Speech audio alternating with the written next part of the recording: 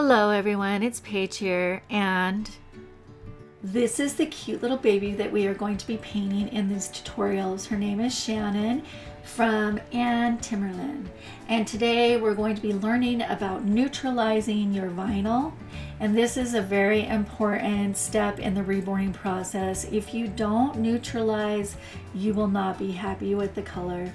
I use squeezy bottles for my paint thinner, and I got these squeezy bottles off of Amazon, and you just get your squeezy bottle and then your paint thinner, and you just fill it up, and then you will have your paint thinner easy and accessible and ready to use, because you might need it at a moment's notice, and if you don't have it in a squeezy bottle, then you will be annoyed because you'll have to slosh it into whatever container you're using. So squeezy bottles are very, very helpful. I got my squeezy bottles in a set of like 20. You only need like 2. I don't know why I bought so many squeezy bottles. All right, so fill up your squeezy bottle, and then you need some measuring spoons to measure. I use the tablespoon, and I also use the teaspoon. You need a nice paint well that's got deep spots for your paint, or you can use a mason jar. So we're going to be neutralizing this vinyl, and neutralizing your vinyl or warming up your vinyl is essential because you'll spend a lot of time trying to build up that paint color if you don't, or toning it down. If your vinyl is like a peach color, then you use the green. If it's pink, you use the blue. And then yellow, you would use the purple tone. And I believe I've used all of these colors when neutralizing in my past Reborn Baby painting experiences. So this one we're going to be using, she looks a little bit peach, so we're going to be using a mint green wash, and the mint green is a mix of the green 06 and the flesh 08 from Bountiful Baby, and you just add that to a tablespoon of your odorless thinner and mix it in your paint well. And then I use my 1/2 inch mop brush to measure out the exact amount of paint that you need. There's no guessing. You just follow my tutorials and you'll be able to see exactly how much paint to add to your wash.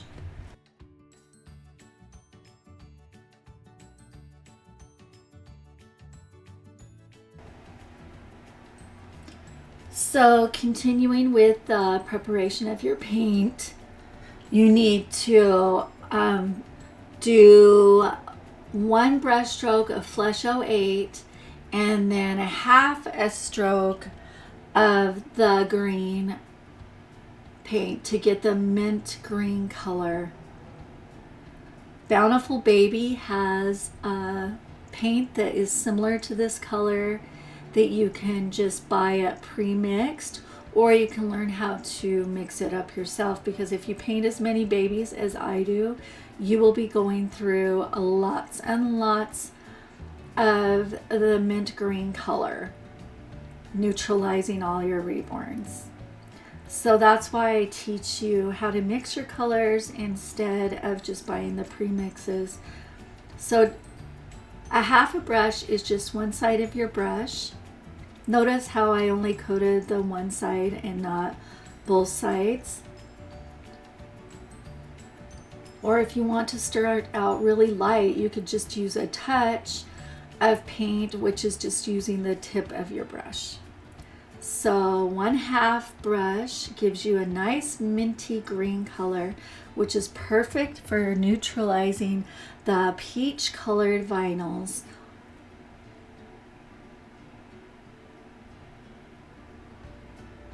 And then here I use my brush cleaner to rinse my brush thoroughly, and it'll condition the bristles as well. So the brush cleaner has a little bit of conditioners in it that add some oils to your fibers of your brush to maintain the bristles so they're not dried out.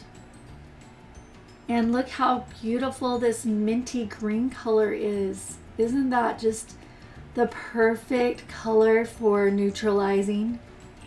Don't be afraid to brush it on your vinyl, because as you sponge it off, you'll notice it doesn't leave a green color. It just neutralizes that peachy vinyl and gives it a nice base layer to begin your painting of your Reborn. You brush it on and then pounce it off using your cosmetic wedge.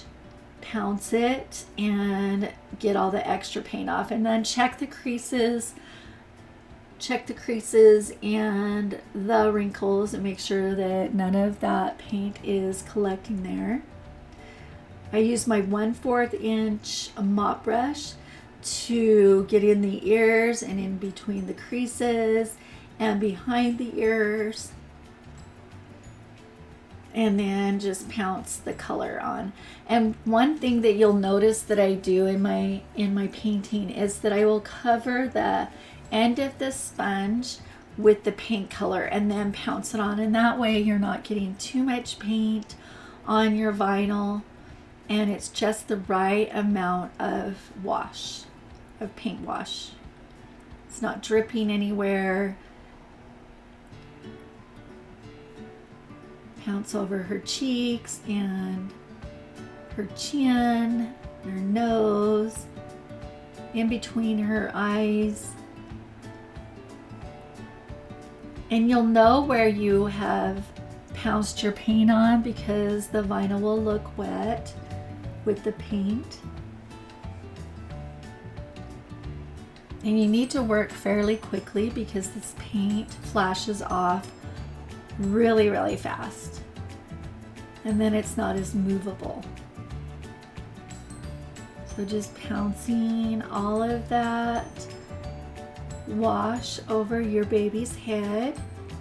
And also, if you'll notice in this video, I'm using the gloves, salon gloves that I use. Some of the gloves that you buy on the market have powder in them, and some of them are powder free, and I like the powder free gloves because the powder gloves leave a little bit of powder on your fingers as you take them off. But it's up to you, whatever you decide to use. I don't mind. I just noticed there's a little bit of powder residue. If you're allergic to latex, there are gloves on the market that are latex free. Moving on, we're going to paint the legs, and I'm going to show you how I use a mop brush. But also make sure you swipe your brush on the paint palette to get some of that liquid off so you're not dripping all over. And then notice how quickly you're able to cover the vinyl with the paint once you use a mop brush. And in between the toes and behind the knees, it just goes so much faster. I'm so impatient when I'm painting that I prefer to use my mop brush.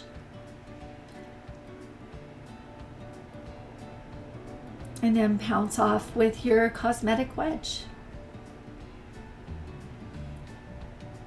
I'm using my big paintbrush to hold the vinyl so that it's easier to pounce the paint off.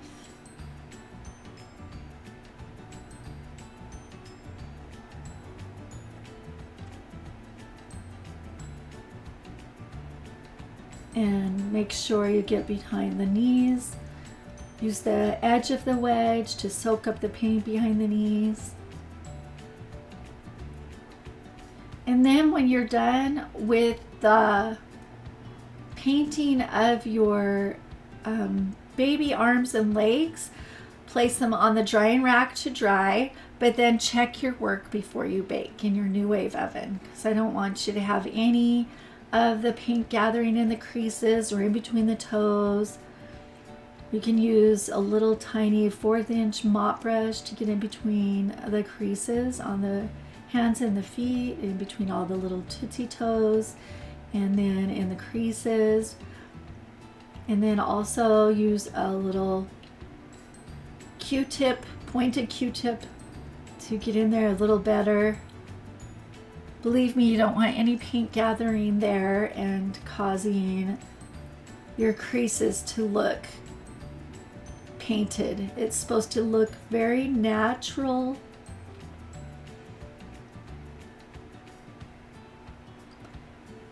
And if you'll notice, my workspace is nice and clean and free of clutter. You always want to keep your workspace very nice and tidy, clean up after every day of work, because if you let it get all cluttery, it's hard to work. It's nice to keep everything nice and neat and tidy. And I will link all the supplies that I use in this video in the description box below.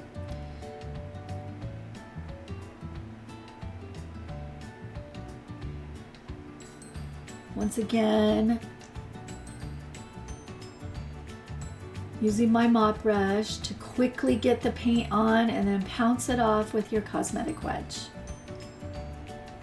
I don't know if I mentioned this before, but I got my cosmetic wedges at Ulta Beauty Supply. You can get a great big bag of that, or you can get them at Walgreens and CVS Pharmacy, probably at Sally's Beauty Supply probably has cosmetic wedges. I haven't checked the grocery stores, but you can get them on Amazon. So I'll link in the description box below the cosmetic wedges that I prefer. Some wedges are more pouncy than others. And then put it on your drying rack to dry.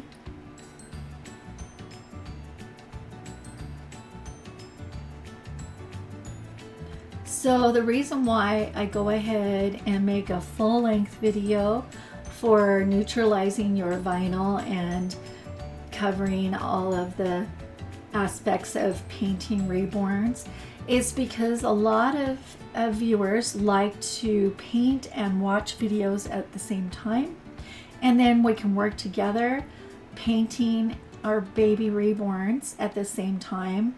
I don't like to fast forward my videos or put the speed up on the videos, because real time is better, and then you can paint as you follow along. So that's why the title of my videos is Reborn with Me, is so that we can paint together. I don't like having to stop the videos and rewind and watch them from the beginning over and over just to get through a video. I like to be able to paint, watch, listen, and follow along with the Reborn artist. That way, when she's done painting her baby, I will be done painting mine as well and ready for the next step. So I hope these videos aren't too long for you. Here I'm not using my paintbrush, so you're welcome to paint the first part of it holding it with your hands, but then when you're ready to pounce off the paint, then it's good to have something to balance it on, just so you don't have thumb marks or vinyl glove marks on your vinyl when you're ready to bake.